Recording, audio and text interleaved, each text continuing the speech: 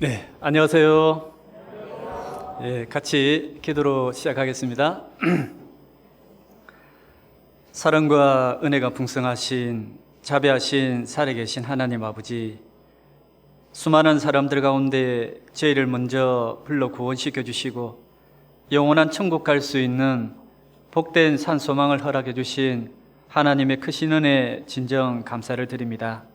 하나님께서 우리에게 베풀어 주신 그 크신 은혜를 늘 마음에 새기며 또 우리에게 주어지는 이 귀한 시간들을 결코 허송사오하지 아니하도록 주님께서 친히 함께 해주시고 또 우리가 마땅히 알아야 될 말씀 깨닫는 가운데 하나님이 기뻐하시고 선하신 뜻 가운데 우리의 인생이 살아갈 수 있도록 늘 함께하여 주시옵기를 바라곤 합니다.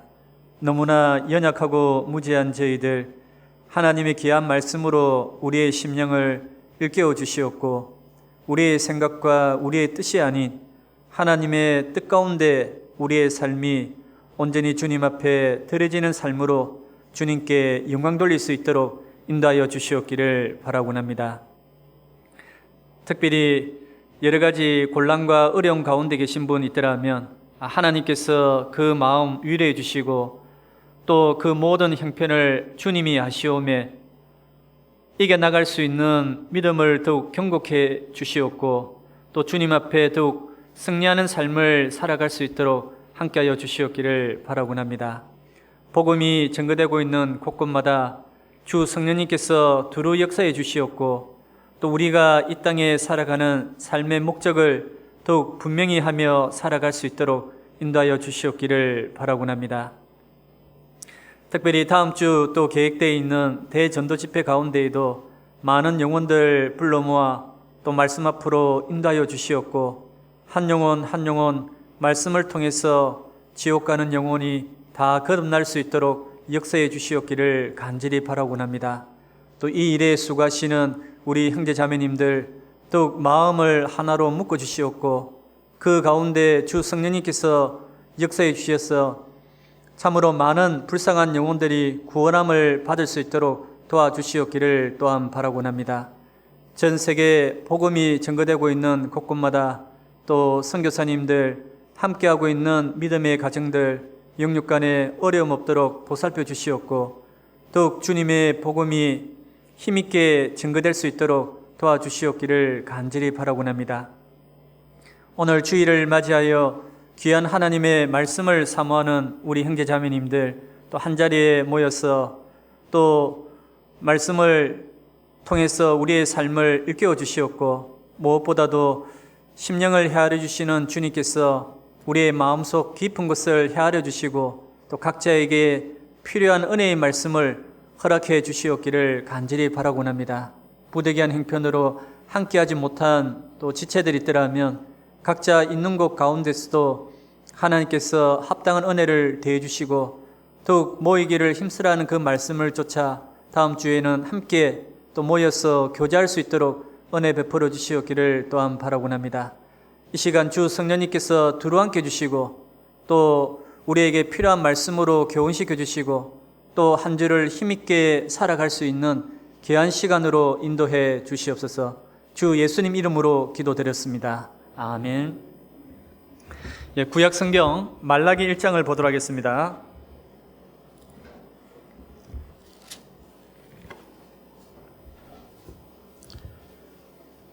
구약 성경 1327페이지입니다.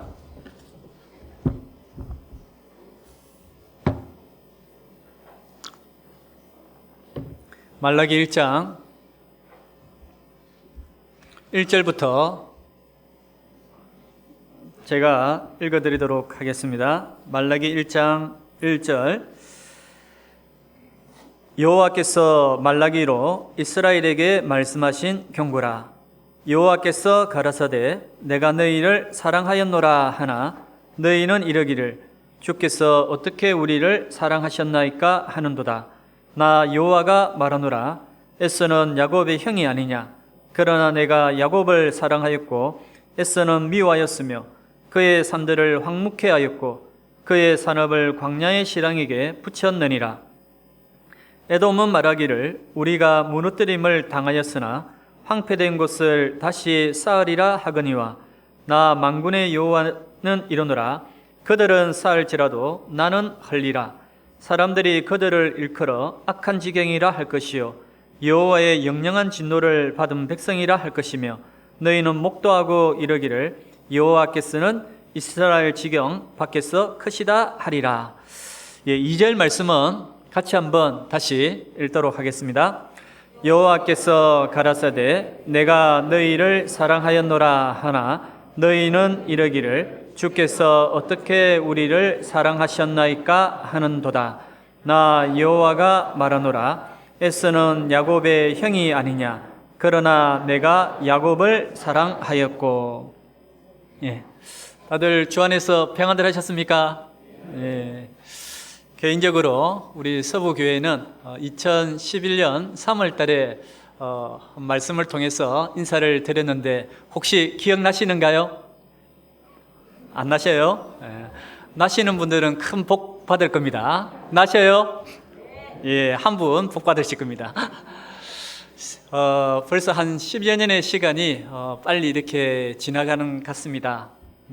그 가운데 특별히 우리가 2년 전 코로나로 말미암아 많은 어려운 가운데 교제생활 또 전도하는 여러 가지 신앙생활이 참으로 어렵고 또 위축되는 그런 생활의 모습이 있었습니다. 근데 너무 감사하게 또 지금은 모든 것이 다 완벽하게 다 해결된 건 아니지만 그래도 예전보다는 훨씬 더 우리가 함께 모여서 교제도 하고 또 식사도 할 수 있는 또 이런 은혜를 베풀어 주신 하나님께 너무나 감사하는 그런 마음을 금치 않을 수 없습니다. 참 하루하루의 시간이 너무나 빨리 지나가게 되고 그리고 다음 주 대전도 집회가 예정되어 있죠. 그리고 집회가 끝나고 나면 바로 이어서 7, 8월 우리 대한예수교 침례 행사 가운데 가장 큰 행사인 하계수양회가 또 시작이 됩니다. 우리 서부교회는 오차라고 아침에 잠깐 이야기를 들었는데 미리 또 사전 접수를 또 다 하시고 준비하는 그런 모습들이 참 주님 앞에 감사하고 그리고 열심히 주를 위하여 사는 그런 모습을 또 엿볼 수 있어서 감사하는 그런 마음을 가집니다. 수양이 끝나면 또 춘추계 수양회, 추계 수양회 그리고 동계 수련회 하면 2020년, 22년 올 한 해는 그냥 끝이 나게 됩니다. 가만히 생각해 보면 교회의 여러 가지 교제의 모습들이 항상 반복적으로 패턴이 돌아간다는 것을 우리는 잘 알고 있죠. 그런데 그 시간들이 너무나 빨리 갈수록 느껴지지 않습니까? 시간이 너무 빨리 이 하계수양이 끝나면 바로 동계수련회 조금 있으면 올 거고 그러면 또 해가 바뀌고 자, 이런 시간을 쭉 보내는 가운데 우리가 주님을 섬기는 신앙생활 속에 정말 후회하지 않는 그런 생활들을 해야 되는데 혹자는 이야기하기를 인생에서 가장 슬픈 세 가지를 이렇게 이야기를 했습니다. 첫 번째는 할 수도 있었는데, 두 번째는 했어야 했는데, 세 번째는 해야만 했었는데 한결같이 후회하는 그런 모습의 말을 하고 있습니다. 우리 신앙생활이 한 해를 되돌아봤을 때 정말 후회하지 않는 그런 신앙생활을 할 수만 있다면 주님 앞에 얼마나 영광을 돌리고 또 우리 신앙생활에 참된 기쁨을 누릴 수가 있을까요? 우리의 신앙생활이 끝까지 주님 보시기에 정말 아름답고 그리고 후회하지 않는 그런 신앙생활을 하기 위해서는 우리는 무엇보다도 정말 하루하루에 최선을 다하고 그리고 열심을 품고 그리고 믿음의 근간인 하나님의 사랑에 대해서 우리가 더욱 마음에 되새기면서 그 열정을 가지고 살아갈 때 하루하루의 삶 그리고 한 달의 삶 그리고 1년의 삶이 하나님 앞에 후회하지 않고 살아갈 수 있을 거라 여겨집니다. 세월이 너무나 빠르고 세월이 너무 변화무쌍한 삶 속에서 우리가 신앙생활을 하고 있는데 이런 변화 속에서 우리 형제 자매님들 정말 주님 앞에 구원을 받고 구원받은 이유, 지금 나의 하나님에 대한 그 구원에 대한 은혜와 그 하나님에 대한 그 사랑, 그 넓이와 그 깊이와 높이가 지금 어떠한지 우리 자신에 대해서 한번 물어봤으면 좋을 것 같아요. 어떤 분은 그 구원을 받을 때 하나님의 그 사랑이 지금과 동일하게 뜨겁게 지속적으로 계속 유지하고 있는 분도 있을 거고, 또 어떤 분은 그 사랑이 이제 세상이 너무 분주하게 바쁘게 살다 보니까 그 사랑이 점점 식어져 가고, 그리고 때로는 그 사랑에 대해서 너무 무감각하게 혹 그렇게 생각하고 살아가고 있는 분은 안 계신지 한번 자기 자신에게 한번 물어봤으면 좋겠습니다. 예수님께서 요한복음 3장 16절 말씀에 하나님이 세상을 이처럼 사랑하사 독생자를 주셨으니 이는 저를 믿는 자마다 멸망치 않고 영생을 얻게 하려 하심이니라. 이처럼이라고 했죠. 이처럼은 우리가 다 이해할 수가 없어요. 주님께서 죽기까지 나를 사랑하신 그 사랑에 대해서 정말 주님은 변함없이 지금도 나를 사랑하고 계시는데, 나는 그 주님에 대해서 어떠한 사랑을 가지고 있는지 한번 생각을 해봤으면 좋겠습니다. 이 예수님께서 요한복음 13장 1절 말씀에도 유월절 전에 예수께서 자기가 세상을 떠나 아버지께로 가실 때가 이른 줄 아시고 세상에 있는 사람을 사랑하시되 끝까지 사랑하시니라 되어 있죠. 끝까지라는 것은 변함없이 계속 사랑하고 계시다는 거거든요. 주님의 사랑은 나에 대해서 변함이 없는데, 나는 주님에 대한 그 사랑이 혹 변하고 있다고 하면 우리는 오늘 이 말씀을 통해서 다시 하나님의 사랑에 대해서 좀 되새기고, 그리고 그 사랑을 다시 마음에 기억할 수 있는 그런 시간이 되었으면 좋겠습니다. 그래서 오늘 말라기 1장 이 본문 말씀을 통해서 하나님의 사랑을 기억하자라는 제목을 가지고 말씀을 상고해 보도록 하겠습니다. 먼저 이 말라기 성경의 기록 배경을 간략하게 좀 말씀을 드리겠습니다. 자, 이스라엘 백성들은 우상 숭배로 말미암아 하나님 앞에 징계로 바벨론 70년 포로 생활을 하게 됩니다. 자, 그런데 하나님은 이 바벨론 70년 포로 생활이 다 끝나면 다시 예루살렘으로 귀환할 것을 성경 여러 곳에 예언을 해 놓으셨죠. 그리고 그 예언된 말씀대로 1차로 BC 536년에 고레스 칙령에 의해서 약 5만 명의 이스라엘 백성들이 귀환을 하게 됩니다. 그리고 귀환했던 이스라엘 백성들이 이듬해 이제 무너진 그 성전을 재건하게 되죠. 성전 기초를 놓았을 때 사마리아인들의 방해로 말미암아 성전 재건하는 것이 그만 중단이 되어버렸습니다. 그리고 그 시간이 계속 흘러가게 돼요. 한 16년 정도 이제 중단이 되었을 때 하나님께서는 학개 선지자와 스가랴 선지자를 통해서 성전을 다시 재건토록 하시게 됩니다. 그래서 BC 516년에 이제 이스라엘로 귀환 이후 20년 만인 이 BC 516년에 성전을 다시 재건하게 됩니다. 그리고 2차로 에스라 선지자가 귀환하게 되어서 하나님의 말씀, 율법을 다시 가르치게 되죠. 신앙의 개혁이 일어나게 됩니다. 그리고 3차로 느헤미야가 총독이 되어서 돌아와서 무너진 성벽을 52일의 짧은 시간에 다시 재건을 하게 됩니다. 자, 이런 일련의 과정을 쭉 거치면서 이스라엘 백성들은 무너진 성전이 재건이 되면 그 성전으로 말미암아 이스라엘이 가장 부강했던 시대, 다윗과 솔로몬 시대 때 누렸던 그 영광이 다시 회복될 것을 그들은 믿고 있었어요. 왜 믿고 있었냐면 성전을 다시 재건할 때 학개 선지자가 그 예언의 말씀을 선포를 하게 되었던 거거든요. 자, 본문은 말라기 1장 책갈피를 좀 넣어두시고 앞으로 넘겨서 학개서 2장을 한번 보겠습니다. 1311페이지입니다. 구약성경 학개서 2장 9절 말씀,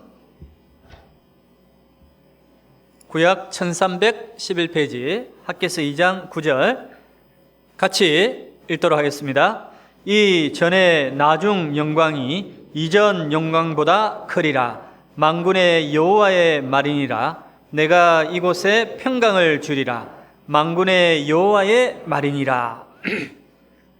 이 전에 나중 영광이 이전 영광보다 크리라. 지금 다시 재건하는 이 성전의 이 영광이 이전 영광보다 크리라. 이전의 영광이라는 것은 다윗과 솔로몬 시대 때 가장 부강했던 그 영광보다 더 큰 영광이 있을 것이다. 이 말씀이 있었습니다. 그런데 이 말씀 이후에 시간이 말라기 시대까지 1년이 가고 10년이 가고 약 100여 년의 시간이, 긴 시간이 흐르게 되었습니다. 자, 그런데 시간이 흘렀을 때 이 영광이 다시 회복이 되어야 되잖아요. 그런데 이 말라기 시대 이스라엘 백성들의 상황은 정치적으로는 여전히 바사의 지배하에 있고, 그리고 사회적으로는 불안정한 어떤 그런 모습을 가지고 있고, 또 경제적으로는 병충해로 말미암아 많은 어려운 가운데 상황이 놓여지게 되었던 거거든요. 그리고 군사적으로는 아무런 힘도 없는 거고, 이런 상황이다 보니까 이 유다 백성들은 하나님께 가졌던 그 꿈과 그리고 그 희망, 그 비전이 이제는 이 낭만과 그리고 실망으로 그들의 마음이 계속 바뀌게 되었던 겁니다. 현재의 상황은 정반대의 상황이었던 거거든요. 그리고 그들의 마음이 낙심과 그리고 실망으로 바뀌는 가운데 한 가지 그들의 마음에 정말 하나님이 이스라엘 자신들을 사랑하면 어떻게 우리가 이렇게 어려운 가운데 놓여질 수 있냐, 하나님의 사랑에 대한 회의감까지 그들은 느끼게 되었던 겁니다. 이런 일련의 과정 속에 이스라엘 백성들은 다시 우상은 섬길 수가 없었어요. 하나님을 저버리고, 그 이유는 우상 숭배의 결과 바벨론 70년 포로 생활에 뼈저리는 그 경험을 했기 때문에 우상은 섬기지 않았지만 이 하나님을 섬기는 삶의 모습은 그냥 형식적인, 그리고 열정도 다 없고 영적 나태감 속에 형식적인 신앙의 종교적인 모습으로 하나님을 섬기는 그런 상황 가운데 있었던 겁니다.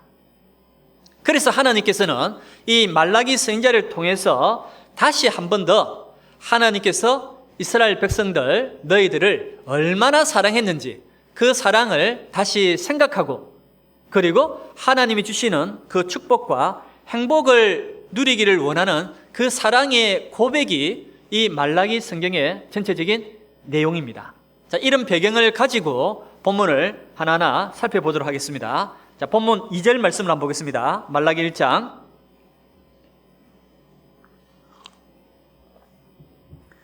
말라기 1장 2절 여호와께서 가라사대 내가 너희를 사랑하였노라 하나 너희는 이르기를 주께서 어떻게 우리를 사랑하셨나이까 하는도다. 자, 하나님이 이스라엘 백성들을 사랑하였다라고 하는데, 그런데 이스라엘 백성들은 지금 어떻게 반문을 하고 있습니까? 주께서 어떻게 우리를 사랑하셨나이까? 자, 하나님은 사랑을 했다라고 하는데 이스라엘 백성들은 어떻게 사랑하셨나이까? 역으로 반문을 하고 있는 거죠. 자, 우리는 잘 압니다. 이스라엘 백성들 전 역사 속에 하나님이 이스라엘을 얼마나 사랑했는지 잘 알 수 있어요. 애굽에 400년 종살이 할 때 그들은 심한 고역으로 하나님 앞에 자신들을 구원해달라고 간절히 기도하게 됩니다. 하나님은 모세를 보내주게 되죠. 그리고 그 고역 가운데 애굽에서 이제 출애굽의 기적을 그들의 눈앞에 보여주게 돼요. 10가지 재앙을 맞이하고 바로가 항복하고 이 모세가 이스라엘 백성들을 이끌고 홍해 바다 앞에 딱 나왔을 때 그들은 바로 뭐라고 합니까? 모세에게 원망을 하게 되지 않습니까? 애굽에 매장지가 없어서 당신이 우리를 이끌어내어서 이곳에서 죽게 하는도다. 그런 원망을 할 때 하나님은 모세를 통해서 눈앞에 직접 홍해를 가르는 기적을 보여주셨습니다. 그리고 애굽을 나와서 이제 수르 광야길로 갔을 때 또 마실 물이 없어서 이 마라에 도착했죠. 물이 있어서 마실 수가 없었습니다. 자, 그들은 뭘 합니까? 원망을 하게 되죠. 또 그 썬물을 달게 만들어 주셨습니다. 그리고 애굽에서 가져나왔던 그 양식들이 다 떨어졌을 때 그들은 또 하나님께 원망을 하게 돼요. 하나님은 매일 만나를 내려주셨습니다. 뿐만 아니라 광야길을 걸어갈 때 물이 없다라고 또 원망을 하게 되죠. 원망할 때마다 하나님은 뭘 해주셨습니까? 하나님은 그들의 원망에도 불구하고 하나님의 은혜와 자비를 계속 베풀어 주셔요. 반석을 쳐서 물을 내어 주었습니다. 그리고 하나님이 약속하신 그 가나안 땅, 그 가나안 땅은 믿음의 그 전쟁이기 때문에 순종하고 들어가면 되는데 불순종하였고 결국 여호수아와 갈렙 두 사람만 들어가게 되죠. 가나안 7족속의 그 정복 전쟁 가운데도 하나님은 계속 이스라엘 백성들이 불순종하고 그런 가운데도 끊임없이 하나님이 가나안 족속들을 진멸하고 승리케 주었던 그 근본적인 이유는 이스라엘 백성들을 사랑했기 때문에, 한마디로 출애굽부터 해서 가나안 정복까지의 그 모든 일련의 과정은 이스라엘 백성들은 원망과 범죄, 하나님은 사랑, 이렇게 요약을 할 수 있습니다. 자, 신명기 4장도 한번 보겠습니다. 신명기 4장.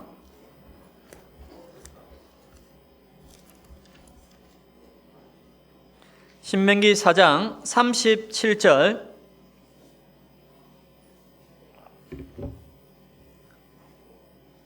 구약성경 268페이지입니다. 신명기 4장 37절,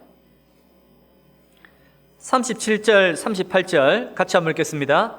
여호와께서 내 열조를 사랑하신 고로 그 후손 너를 택하시고 큰 권능으로 친히 인도하여 애굽에서 나오게 하시며 너보다 강대한 열국을 내 앞에서 쫓아내고 너를 그들의 땅으로 인도하여 들여서 그것을 내게 기업으로 주려 하심이 오늘날과 같으니라. 자, 출애굽부터 가나안 정복까지의 이스라엘 백성들은 원망과 범죄에도 불구하고 왜 출애굽과 그 가나안 정복을 다 이끌어 주셨느냐? 내 열조를 뭐 했다고요? 사랑하신 거로. 그러니까 이스라엘 백성들은 끊임없이 그 하나님의 사랑을 계속 받았습니다. 그러니까 하나님이 이스라엘 백성들을 무궁한 사랑으로 너를 사랑하는 거로라고 예레미야 31장 3절에 말씀하고 계시거든요. 무궁한 사랑으로 너를 사랑하는 거로, 변함없이 영원히 사랑하는 그 사랑. 이 구약 성경 가운데, 소선지서 가운데 하나님의 사랑을 잘 묘사한 성경이 호세아 성경이잖아요. 호세아 선지자의 모습이 하나님의 모습이고, 그리고 호세아 선지자에게 이 엄난한 고멜이라는 이 아내가 있습니다.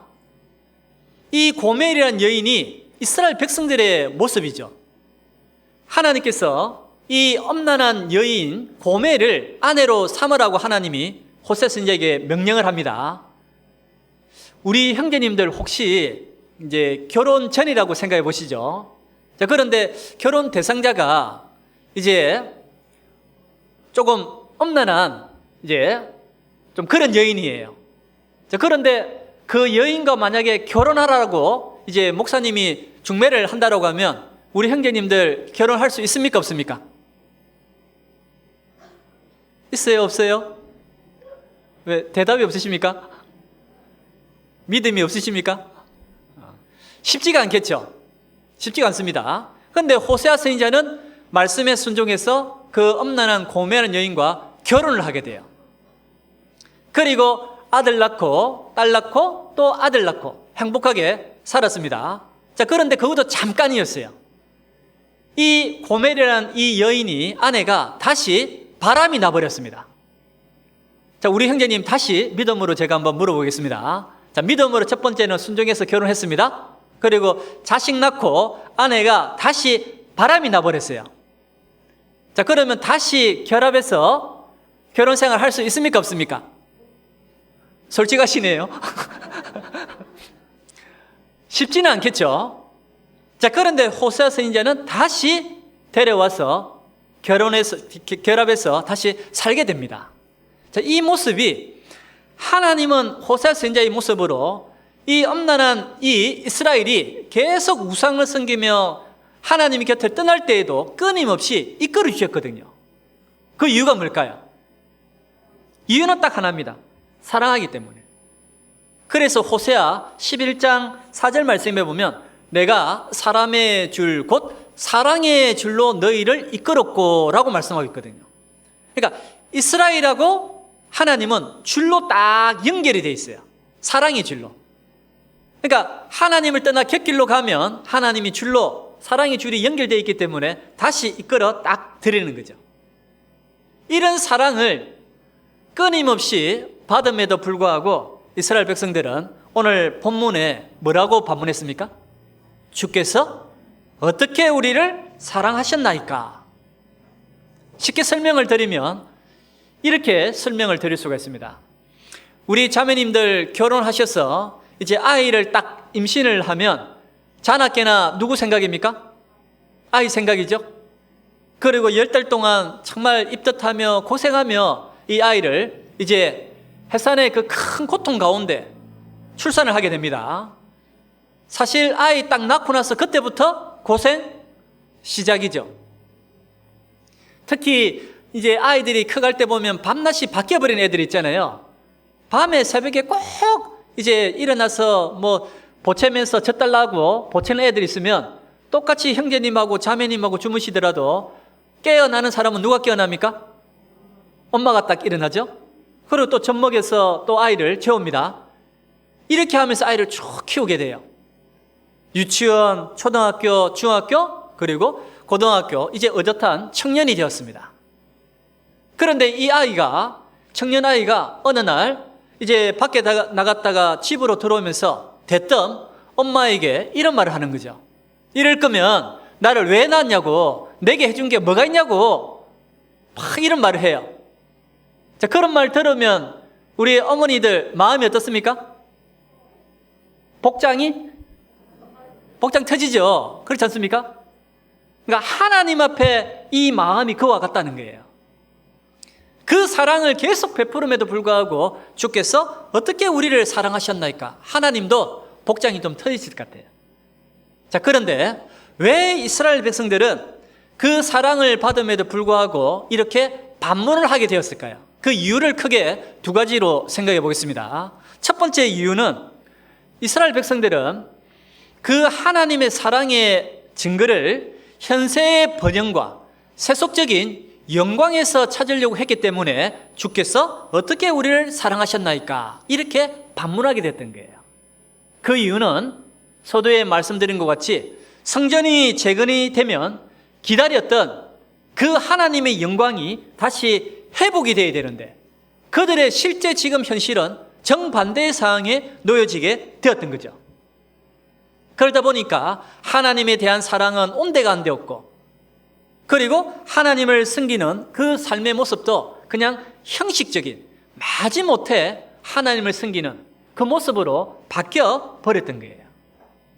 쉽게 말하면 지금 주변에 구원받지 못한 많은 종교인들의 모습이 이와 같다라고 여겨집니다. 어떤 어려움이 있었을 때 주변 사람을 통해서 교회 한번 나가보자라고 그래서 교회를 나가게 되었습니다. 기도도 하고 예배도 참석하고 하다 보니까 정말 남편 사업도 잘 되고 그리고 자식들도 너무 잘 되고 건강도 좋아지고 만사형통으로 뭔가 잘 되는 겁니다. 그러니까 더 열심히 교회 생활을 하게 되죠. 근데 시간이 쭉 흐르면서 어느 순간 하루아침에 남편 사업이 부도가 나버립니다. 그리고 몸에 암이 생기게 되었어요. 그리고 자식들은 근심거리가 되어버렸습니다.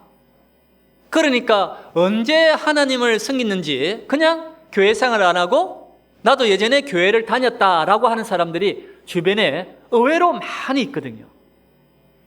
그들은 하나님을 섬기는 모습이 오로지 이 현실적인 그 번영에서 축복만 찾으려고 하기 때문에 그 축복이 안 주어지면 하나님이 정말 우리를 사랑하는가? 자, 이런 의구심을 가지게 되는 거죠. 이 신앙의 심장, 신앙의 엔진, 그 원동력이 뭘까요? 신앙생활의 심장은 하나님의 사랑입니다. 그 사랑을 알지 못하면 이 하나님에 대한 이 섬김과 그리고 교회 생활, 신앙 생활이 힘있게 할 수가 없거든요. 봉사도 마찬가지입니다. 그런데 많은 이 형제 자매님들 가운데 정말 한때는 열심히 주를 위하여 살다가 그리고 특별히 교회당을 건축하고 이럴 때 보면 나는 어렵지만 우리는 할 수 있다는 그런 믿음으로 물신양면으로 지금 나는 어렵지만 정말 주를 위하여 헌신하면 나중에 하나님이 그 육신적인 부분도 분명히 축복해 주실 거다라는 그런 믿음으로 함께 협력해서 동참하고 하는 분들이 많이 있습니다. 그런데 마음 한편에서는 그런 믿음이 있죠. 나중은 심히 창대할 거다. 그런 믿음이 있습니다. 그런데 시간이 1년이 가고 그리고 5년이 가고 10년이 가고 한 20년이 흐릅니다. 그런데 지금 현재의 나의 모습을 보면 실제 하나님이 주시는 육신적인 축복은 전혀 없는 경우가 있거든요. 오히려 물질적으로 더 고통 가운데 계신 분도 있고 또 때로는 육신적인 큰 질병에 걸리는 경우도 있고 여러 가지 어려움 가운데 놓여질 때도 있습니다. 그러다 보니까 정말 하나님이 나를 사랑하는가?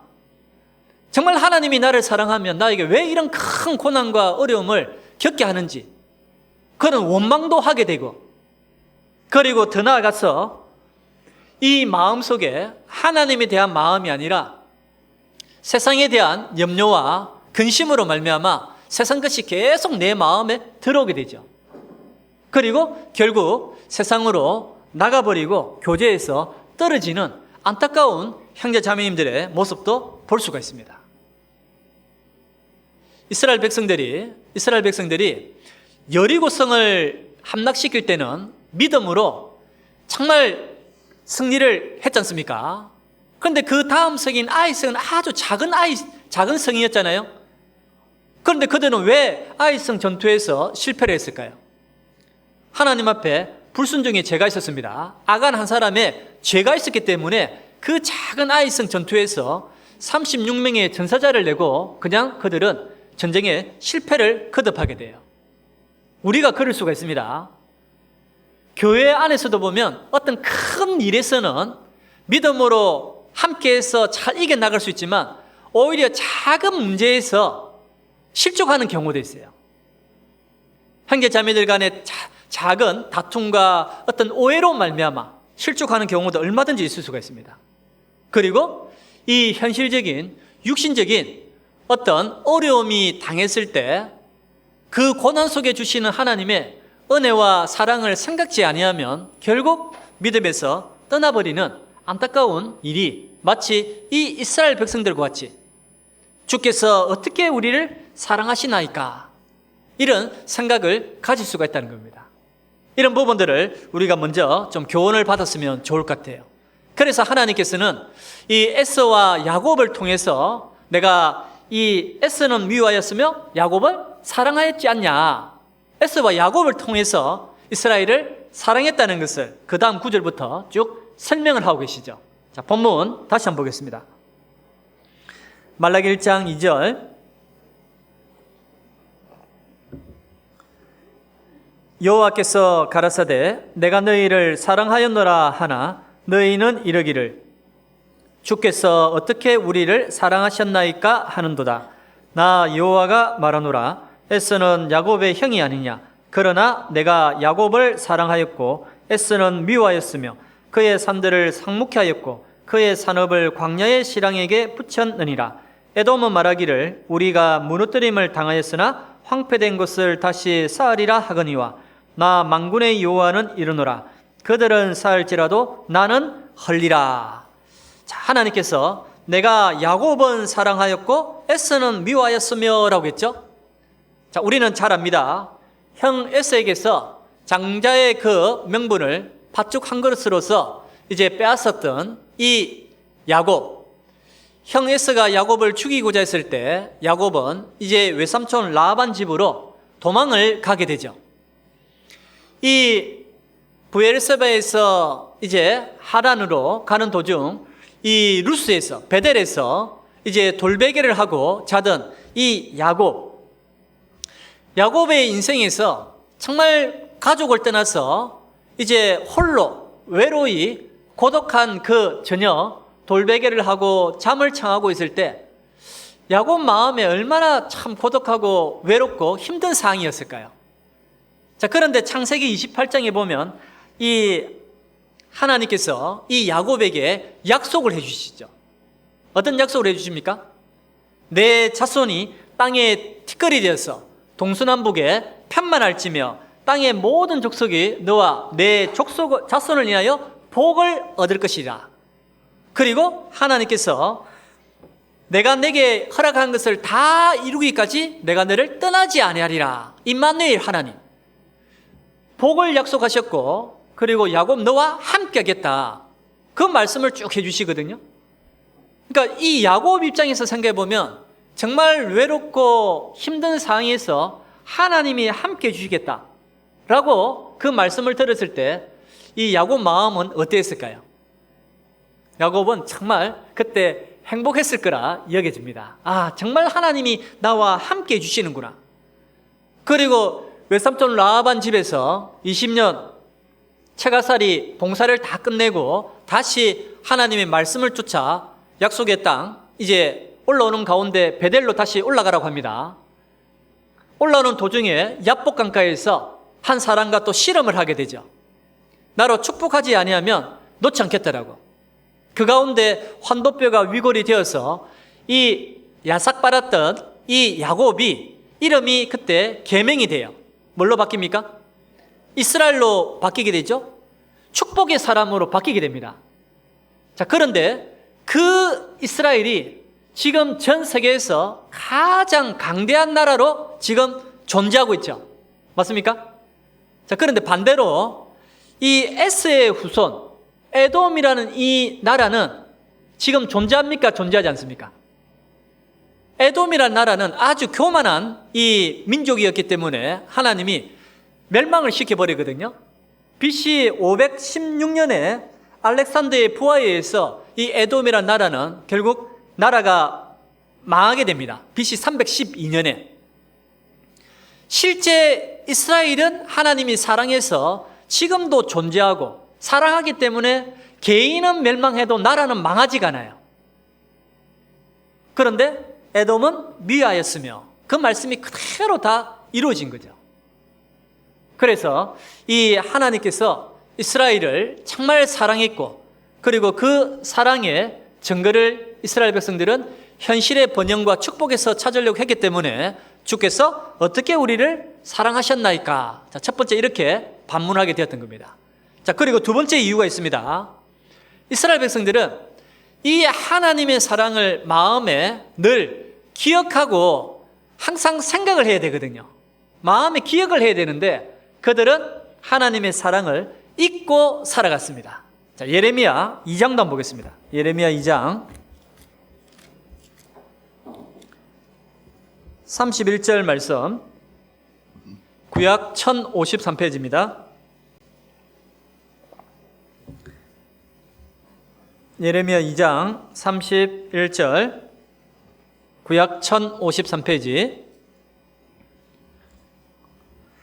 너희 이 세대여 여호와의 말을 들어보라. 내가 이스라엘에게 광야가 되었었느냐? 흑암한 땅이 되었었느냐? 무슨 연고로 내 백성이 말하기를 우리는 너였으니 다시 주께로 가지 않겠다 하느냐? 32절 같이 읽겠습니다. 처녀가 어찌 그 폐물을 입겠느냐? 신부가 어찌 그 고운 옷을 입겠느냐? 오직 내 백성은 나를 잊었나니 그 날수는 계수할 수 없거늘. 자, 하나님께서는 이스라엘에게 광야, 불모지 땅이 되지 않았습니다. 정말 하나님께서는 흑암 땅이 아닌 척박한 땅, 그렇게 하나님이 늘 함께 주셨는데 이스라엘 백성들은 그 하나님의 사랑을 늘 마음에 기억하고 되새겨야 되는데 그들은 잊고 살아갔다는 겁니다. 처녀가 어찌 그 폐물을 잊겠느냐, 신부가 어찌 그 고운 옷을 잊겠느냐. 자, 이게 반어법이죠?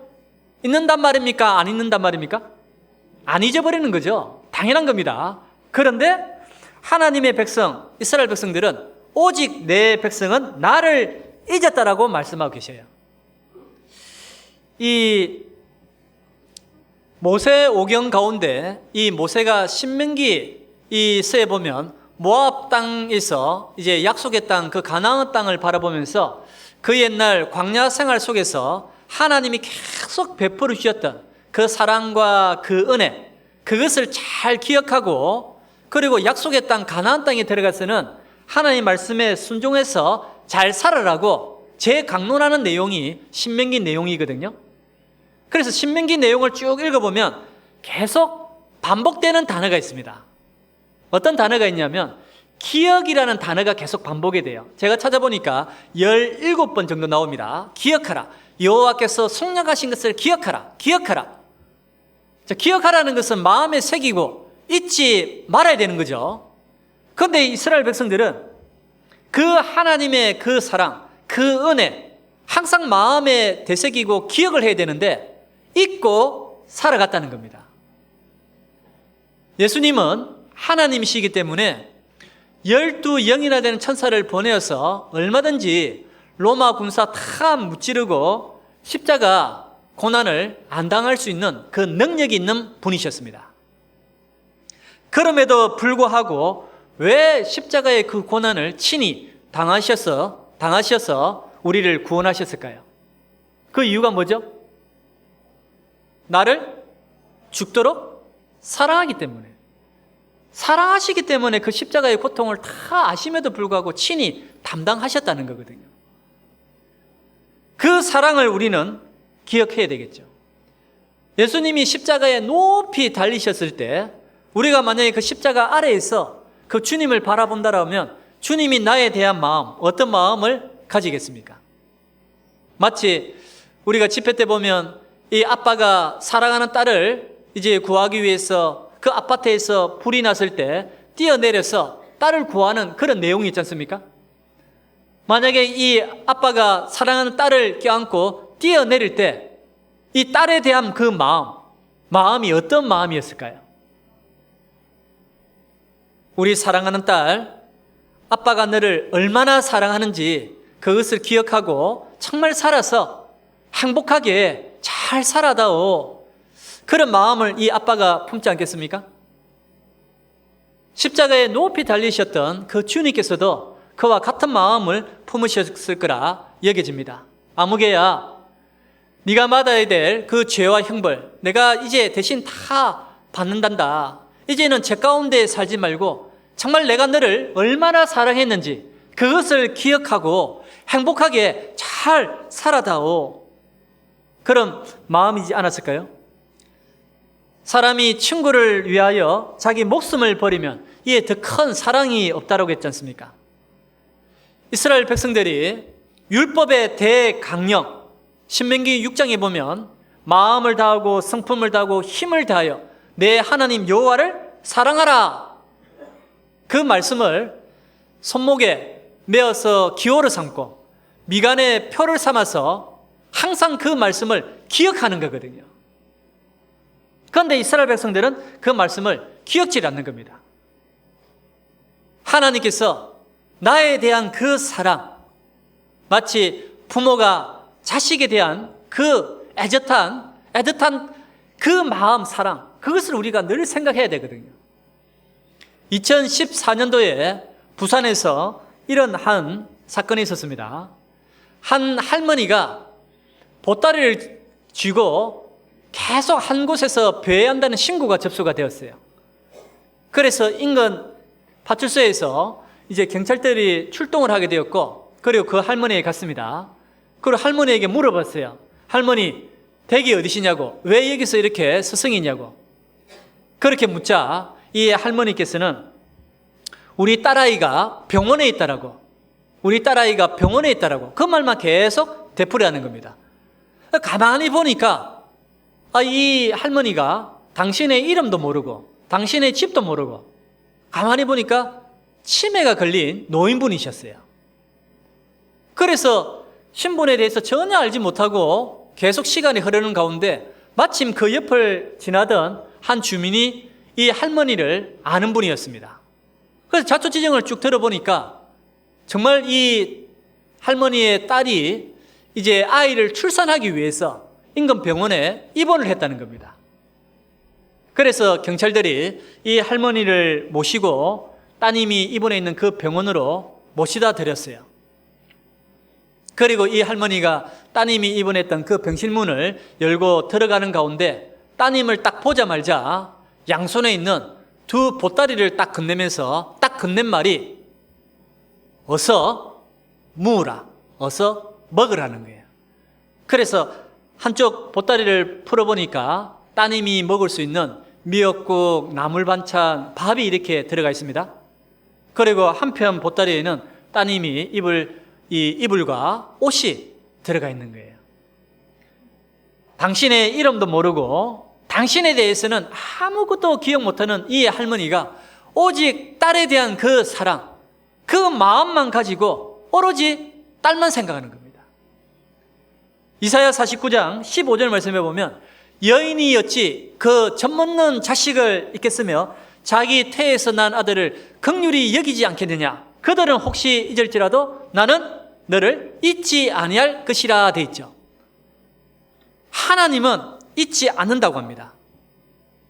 하나님은 영원 무궁토록 우리를 사랑하시는 그 사랑으로 지금도 대하고 계시는 거지 않습니까?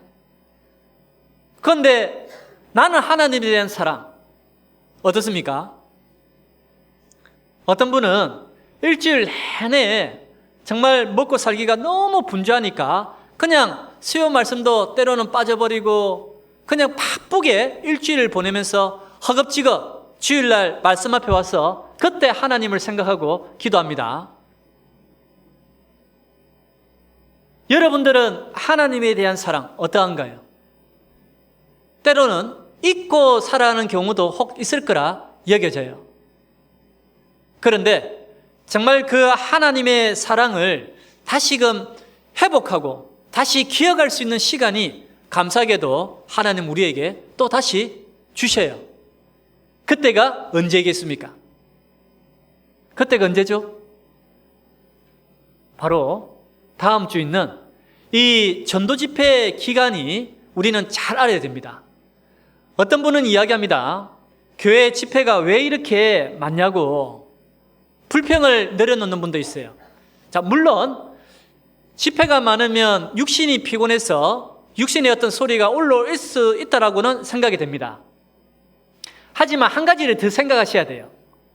뭘 생각해야 되냐면 하나님께서 정말 그 주님에 대한 사랑을 잊고 살아가는 나에게 그 사랑을 다시 기억하고 회복할 수 있는 시간을 이 집회를 통해서 주시는구나. 그걸 생각하면 몸은 피곤해도 감사하는 마음으로 우리가 집회를 치를 수가 있는 겁니다. 특별히 이 코로나로 말미암아 우리의 마음이 어떠합니까? 정말 마음이 느슨해지고 해이해지고 그렇지 않았습니까? 그리고 예전에는 코로나 2년간에는 그냥 온라인으로 말씀을 보내주고 그런 시절이 2년이 지났어요. 그런데 지금은 감사하게 우리가 함께 모여서 그 뜨거운 하나님의 사랑에 대해서 다시 생각할 수 있고 그리고 그 사랑의 힘으로 봉사하고 그 사랑의 힘으로 이루어져 있는 영혼들에게 힘있게 우리는 전도를 하는 거거든요. 그 목적 두 가지를 정확하게 가지고 집회를 치러야 됩니다. 우리가 새로운 영혼들 인도하고 요즘같이 한 사람 영혼 구원받는 게 너무나 어렵지 않습니까? 정말 구원받았다 하더라도 교제에 안착 딱 남는 사람, 우리 여기 광주 서부는 어떤지 모르겠습니다. 쉽지가 않거든요. 많은 분들이 구원을 받았다 하더라도 실제 교제에 안착되는 인원을 보면 정말 많지가 않아요.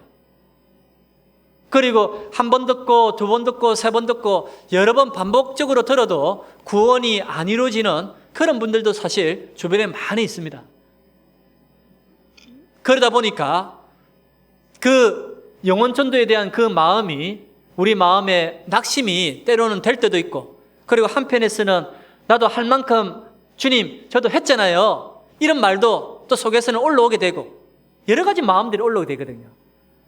그런데 하나님의 말씀은 말씀대로 반드시 믿음을 확고하고 나아갈 때 그 약속은 이루어지기 때문에 이 말씀도 반드시 이루어진다라고 우리는 믿고 포기하지 않고 전도를 해야 되는 겁니다. 갈라디아서 6장도 보겠습니다.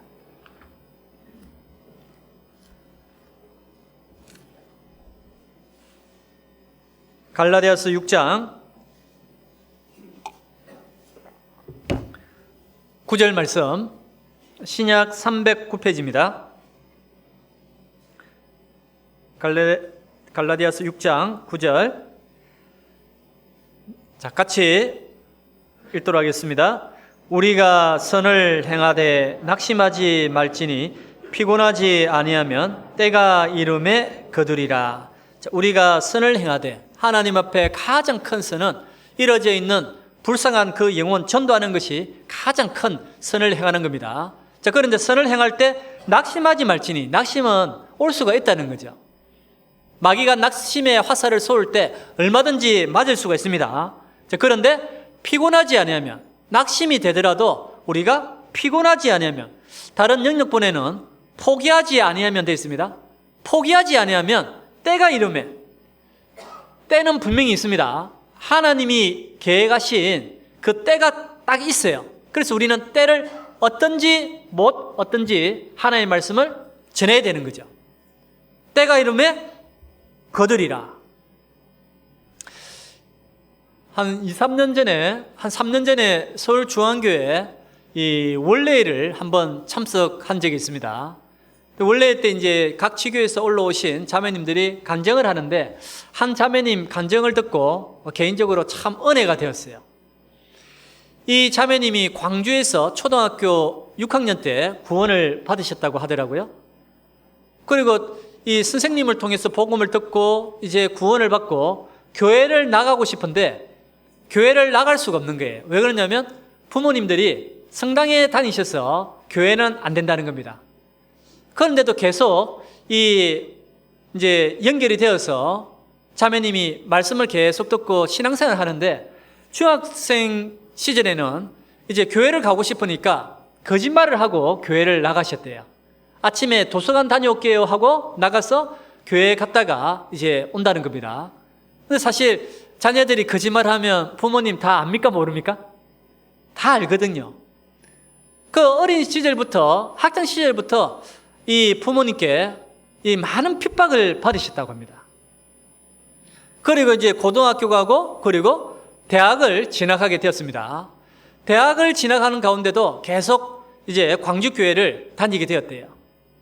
그런데 이 아버님은 다른 교회는 몰라도 또 광주교회는 안 된다는 겁니다. 계속 핍박을 하시는 거죠.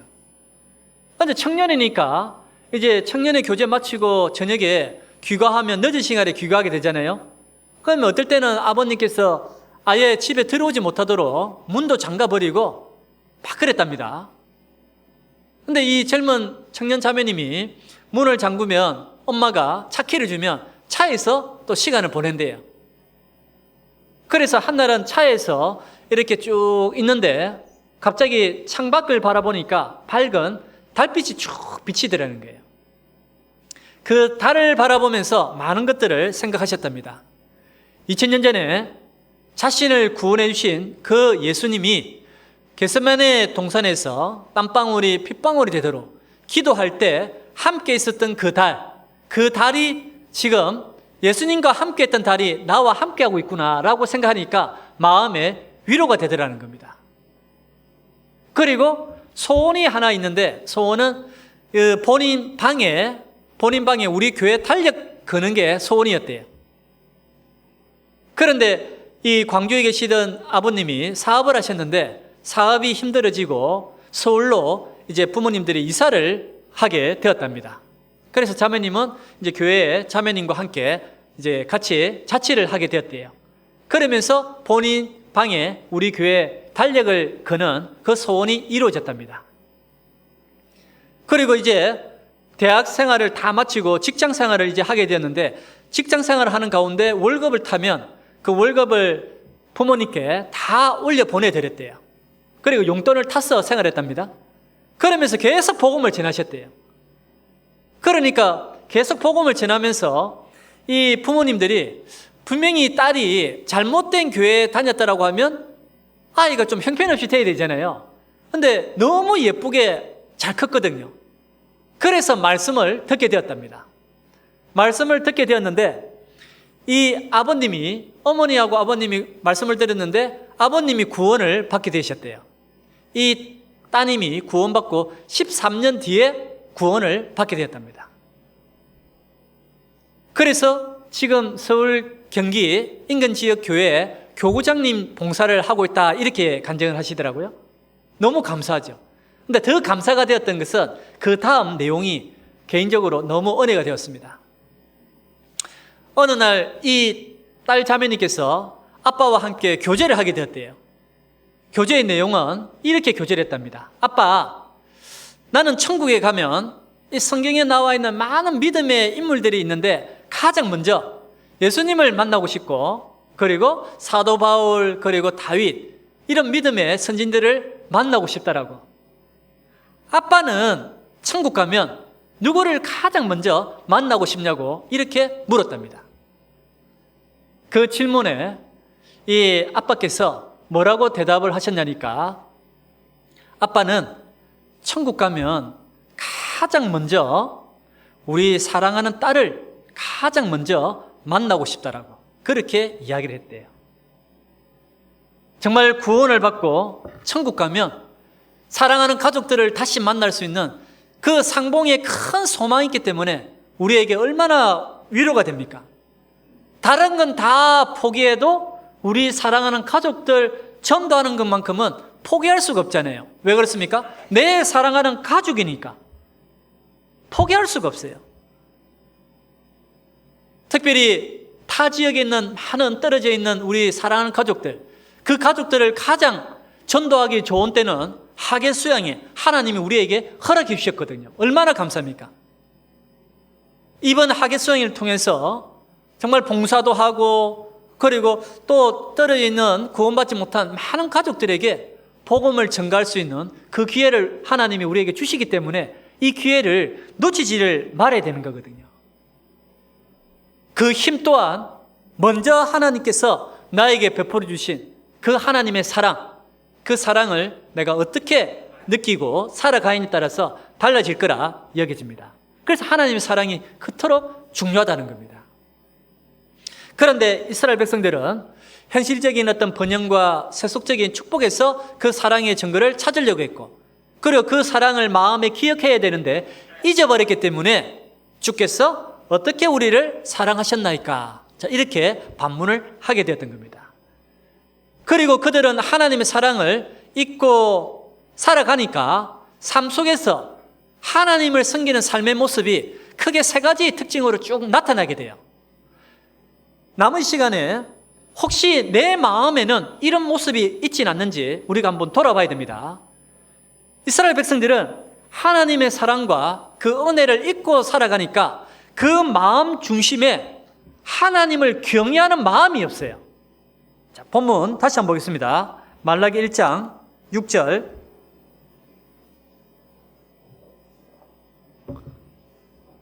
제가 읽겠습니다. 말라기 1장 6절. 내 이름을 멸시하는 제사장들아, 나 만군의 여호와가 너희에게 이르기를 아들은 그 아비를, 종은 그 주인을 공경하나니 내가 아비일진대 나를 공경함이 어디 있느냐? 내가 주인일진대 나를 두려워함이 어디 있느냐? 하나 너희는 이르기를 우리가 어떻게 주의 이름을 멸시하였나이까 하는도다.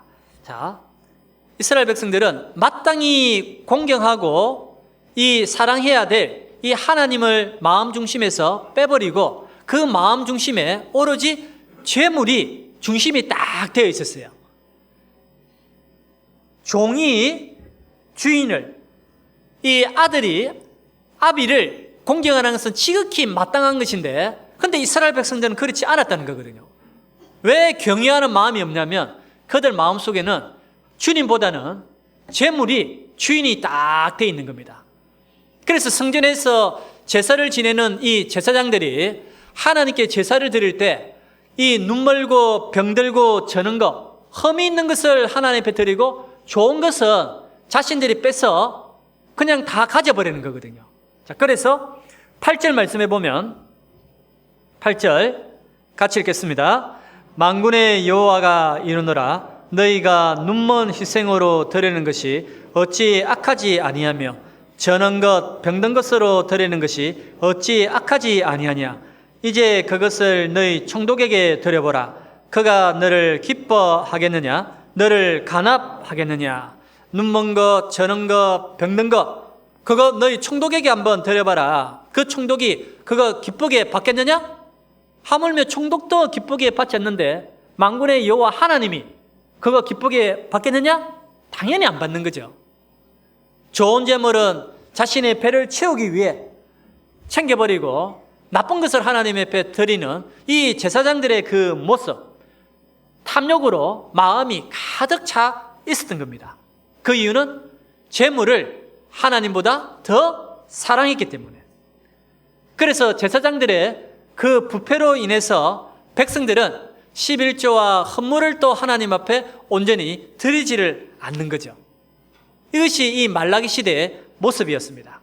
자, 3장도 한번 보겠습니다. 뒤로 넘겨서 3장 8절. 말라기 3장 8절.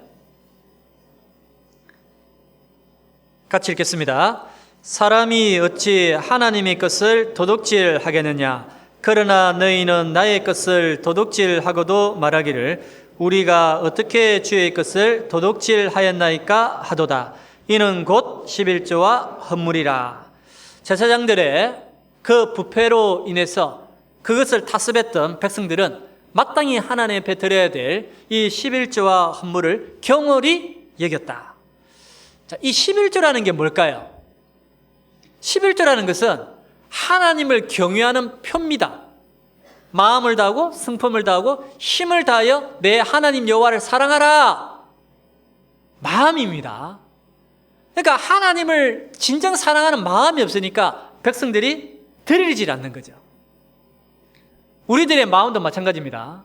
우리가 정말 하나님을 사랑하면 내 마음에 나의 주인은 주님이 주인이 되야지 이 세상과 어떤 재물이 주인이 되면 이 이스라엘 백성들과 그런 모습으로 살아갈 수밖에 없는 거예요. 그리고 두 번째 특징이 뭡니까? 하나님의 사랑과 이 은혜를 잊고 살아가니까 하나님을 섬기는 그 삶의 모습이 아주 번잡스럽고 귀찮게 여겨지는 겁니다. 자, 말라기 1장 13절도 보겠습니다. 말라기 1장 13절.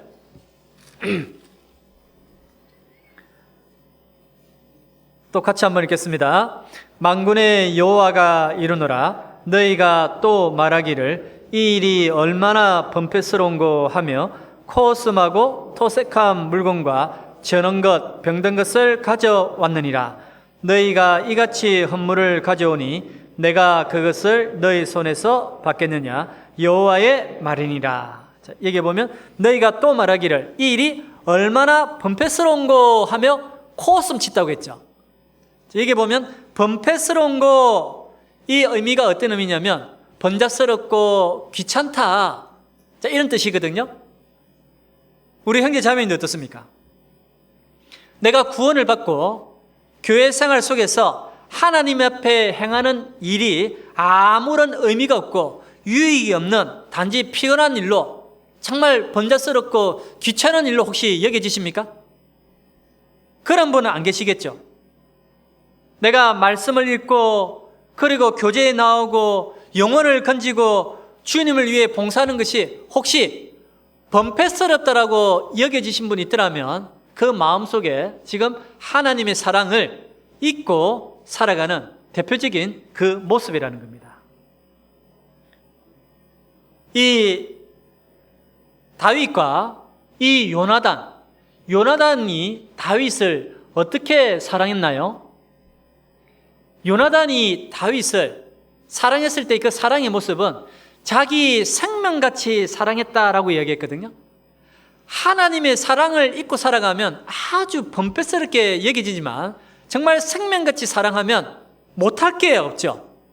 자, 사무엘상도 한번 보겠습니다. 본문을 책가표에 넣어주시고 사무엘상 18장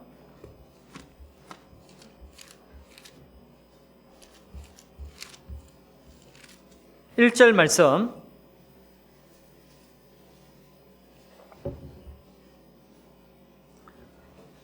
구약 438페이지입니다.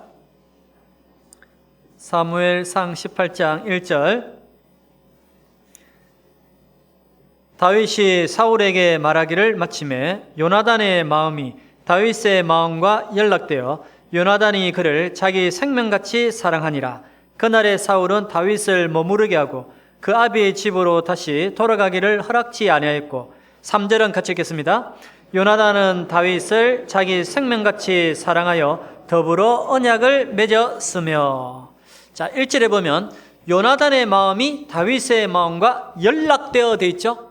연락이라는 뜻이 뭐냐면 마음이 같이 되었다는 겁니다. 마치 두 겹의 어떤 헝겊이 하나로 딱 겹쳐지는 거, 이걸 연락되었다라고 해요. 하나가 된 겁니다. 자, 그런데 이 요나단하고 다윗은 먼저 신분이 달라요. 요나단은 왕자입니다. 곧 있으면 왕이 될 사람이에요. 그런데 다윗은 목동이죠. 자, 신분도 다르고, 거기에다가 요나단하고 다윗의 나이 차이가 몇 살 정도 차이가 날까요? 한 10살요? 아닙니다. 요나단하고 다윗의 나이 차이가 30세가 차이가 나요.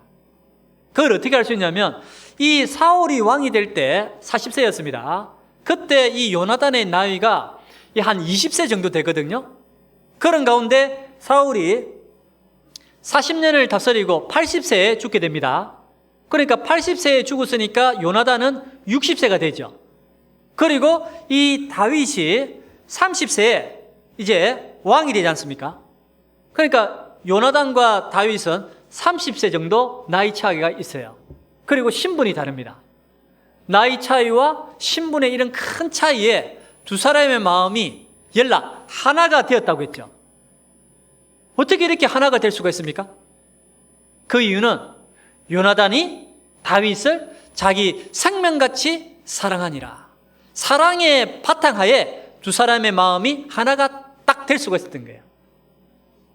여기 계신 우리 형제자매님들, 구원받는 연수도 다 다릅니다.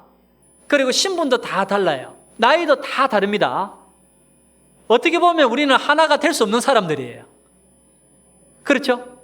그런데 우리가 어떻게 서로 마음이 하나가 될 수가 있습니까? 그 이유는 주님의 십자가 아래 그 사랑의 바탕에서는 우리는 하나로 다 될 수가 있어요. 우리는 영적인 한 가족이기 때문에. 옆에 계신 형제자매님들, 서로 가족이라고 여겨지십니까? 가족이라 생각하면 우리는 못할 게 없어요. 우리가 가족이라 생각하면 마음에 실망하고 외로워할 필요도 없습니다.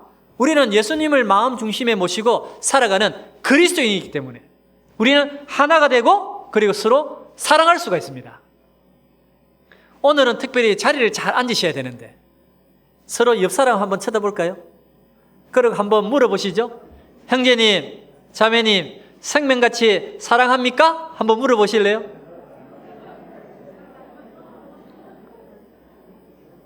우리 광주 서부교회 형제자매님들은 당연하죠. 그럴 거라 믿습니다. 생명같이 사랑하면 우리는 못할 게 없어요. 우치무라 간조, 거듭난 크리스찬입니다. 우치무라 간조가 이야기하기를 우리 시대의 최대 이단은 뭘까요?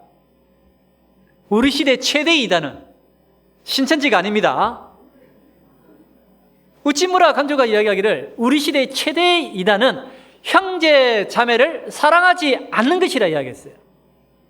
정말 이 말씀이 마음에 새겨집니다. 우리가 형제 자매를 정말 사랑한다라면 우리는 못할 게 없습니다. 그런데 그 사랑을 잊고 살아가면 형제 자매의 모습 속에 작은 이 티를 보고 나중에는 문제를 삼게 되고 서로 마음을 다치게 되고 결국 분쟁과 다툼 속에서 교회는 하나 될 수가 없어요. 그래서 십자가의 사랑이 너무나 중요한 겁니다. 그리고 마지막으로 하나님의 사랑을 잊고 살아가는 사람들의 그 모습을 보면 번패스럽다 해서 더 나아가서 이제는 다 헛되다, 다 부질없다, 이렇게까지 나아가 버렸어요. 이스라엘 백성들은. 자, 말라기 3장을 한번 보겠습니다. 본문 말라기 3장 14절 말씀.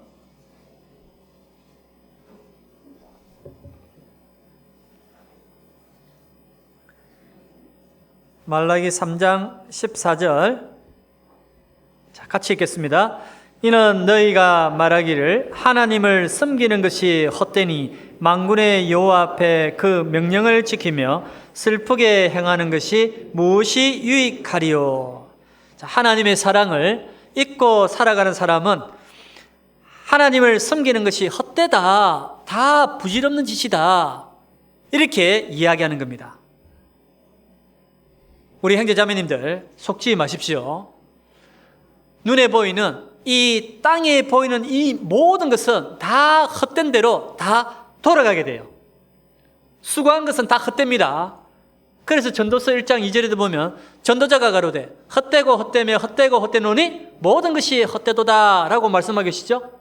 자, 그런데 헛되다는 의미가 어떤 의미냐면 아담 안에 행하는 그 모든 것들은 헛된 것으로 다 돌아가 버리는데 헛되다는 그 원어의 의미가 이런 의미입니다.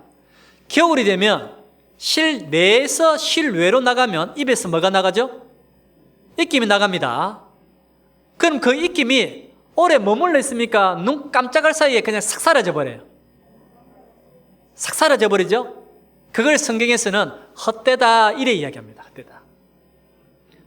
그러니까 아담 안에 행하는 그 모든 것들은 눈 깜짝할 사이에 다 사라져 버리고 남는 게 아무것도 없어요. 그런데 구원을 받고 그리스도 예수 안에서 행하는 그 모든 것들은 다 주님 앞에 기록되고 남습니다. 그래서 고린도전서 15장 58절 말씀에도 보면 그러므로 내 사랑하는 형제들아 경고하며 흔들리지 말며 항상 주의 일에 더욱 힘쓰는 자들이 되라. 이는 너의 수고가 주 안에서 헛되지 않은 줄 알미라 되어 있죠. 주 안에서 헛되지 않은 줄 알미라. 왜 헛되지 않겠습니까? 그 이유는 16절에 나와 있어요. 말라기 3장 16절 같이 읽겠습니다. 그때 여호와를 경외하는 자들이 피차에 말하매 여호와께서 그것을 분명히 들으시고 여호와를 경외하는 자와 그 이름을 존중히 생각하는 자를 위하여 여호와 앞에 있는 기념책에 기록하셨느니라. 하나님이 구원받은 이후에 우리의 모든 삶이 다 기록해 두시기 때문에 헛되지 않고 다 남는 겁니다. 자, 성경의 저자는 하나님께서 40명의 기자를 통해서 기록하도록 하셨습니다. 그렇죠? 자, 그러면 기념책의 저자는 누가 될까요? 기념책의 저자는 내가 저자가 돼요. 기자가 하나님이 되는 겁니다. 내 삶의 모습이 하나님이 받아서 보고 그대로 기록하니까 하나님이 기자가 되어버리는 거예요. 한번 우리가 돌아보십시오. 구원을 받고 지금 신앙생활 하면서 나의 기념책에 나의 삶의 모습은 어떠한 모습으로 기록되어 있는지, 정말 후회하지 않는 그런 모습으로 기록되어 있는지, 아니면 혹 정말 좀 더 주님 앞에 교제를 못했고 또 전도를 못했고 그리고 정말 봉사를 좀 더 못했고 아쉬운 후회하는 모습으로 기록이 되어 있는지, 주님이 오시는 그 마지막 때 징조 우리는 너무나 피부적으로 많이 느끼고 있지 않습니까? 최근에는 코로나로 말미암아 처처의 기근과 온역이 우리가 피부로 다 느꼈습니다. 그리고 에스겔 38장에 나오는 그 마지막 전쟁, 러시아와 우크라이나 전쟁으로 시작해서 이것이 어떤 전쟁으로 끝날지 우리는 알 수가 없어요. 피부로 너무나 느낄 수가 있습니다. 만약 오늘이라도 주님 앞에 선다라고 하면 혹 후회하지 않는 그런 인생으로 주님을 맞아야 되는데, 정말 내가 주님 앞에 후회하지 않는 그런 인생으로 설 수만 있더라면 우리가 남아있는 그 시간도 정말 더 열심히 한 번이라도 더 모임에 참석하고 정말 몸이 피곤하고 힘들더라도 좀 더 봉사에 참여하고, 그리고 내가 좀 더 아껴서 물질을 주님 앞에 드리고, 들림받는 순간 그때 좀 더 하지 못했던 거, 그걸 후회하지 않을까, 그런 생각도 가져봅니다.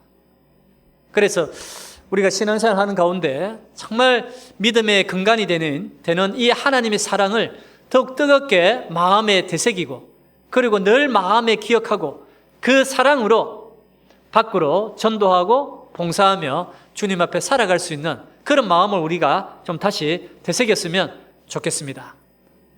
하나님은 어제나 오늘이나 영원토록 동일하신 분이죠. 그러니까 하나님의 사랑은 변함이 없으세요. 변함이 없는데 문제는 나의 마음이 변하는 게 문제입니다. 그래서 하나님께서는 마지막으로 에베소서 6장을 보겠습니다. 에베소서 6장 24절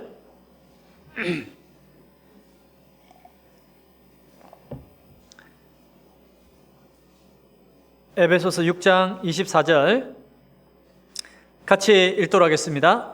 우리 주 예수 그리스도를 변함없이 사랑하는 모든 자에게 은혜가 있을지어다. 우리 주 예수 그리스도를 변함없이 사랑하는 모든 자라고 되어 있죠. 우리 형제 자매님들이 정말 주님 앞에 서는 그 순간까지 변함없는 그 하나님의 사랑으로 열심을 품고 살아갈 수 있는 귀한 시간이 되었으면 감사하겠습니다. 같이 기도드리겠습니다. 살아계신 하나님 아버지, 감사합니다. 오늘 말씀을 통해서 다시금 하나님께서 우리에게 베풀어 주신 그 사랑에 대해서 생각할 수 있는 이 시간을 주신 것 참으로 감사를 드립니다. 우리가 더욱 뜨겁게 주님을 사랑하고 또 그 사랑의 힘으로 불쌍한 영혼들 전도하며 주님 앞에 영광 돌릴 수 있도록 인도하여 주시옵고, 또 우리들 가운데 한 사람도 이 믿음의 행보에서 또 낙오자 없이 영광스럽게 주님 앞에 또 주님을 맞이할 수 있도록 함께하여 주시옵기를 바라곤 합니다. 특별히 다음 주 계획되어 있는 대전도 집회 가운데에도 많은 영혼들을 불러 모아 또 구원받을 수 있도록 도와주시옵고, 또 이 일에 우리 형제 자매님들이 더욱 한 마음과 한 뜻이 되어서 주님의 사랑의 힘으로 봉사하며 또 이루어져 있는 영혼들 전도할 수 있도록 역사해 주시옵기를 간절히 바라곤 합니다. 남아있는 모든 시간도 온전히 주님께만 의지하오며 주 예수님 이름으로 기도드렸습니다. 아멘.